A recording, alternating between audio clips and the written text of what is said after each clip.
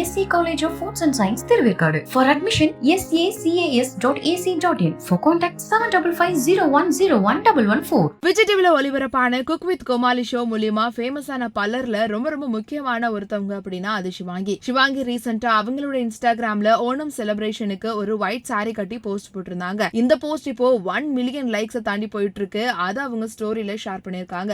இதுதான் அவங்க first 1 million தாண்டற like. ஆமா, இந்த போட்டோ இப்போ சோசியல் மீடியால ரொம்பவே வைரலா போயிட்டு இருக்கு. இன்னொரு பக்கம் நம்ம அஸ்வின் கலக்கிட்டு இருக்காரு. அவரு ரீசெண்டா அடிப்போலி அப்படிங்கிற ஒரு சாங்ல டான்ஸ் ஆடி இருந்தாரு. ரொம்பவே வைரலா போயிட்டு இருந்துச்சு அந்த சாங்கும். இது ரிலீஸ் ஆகி 4 to 5 டேஸ்க்குள்ளேயே 5 மில்லியனை தொட போகுது அப்படிங்கிறது ரொம்பவே ஆச்சரியமான விஷயமாவும் ரொம்ப ஹாப்பியான விஷயமாவும் இருக்கு. இவங்க 2 பேரும் டெலிவிஷன்ஸ்ல இருந்து சினிமாவை நோக்கி போயிட்டு இருக்காங்க. ரொம்பவே அவங்களோட கெரியர்ல கான்சென்ட்ரேஷனா இருக்காங்க அப்படிங்கிறது நமக்கு தெரியும்.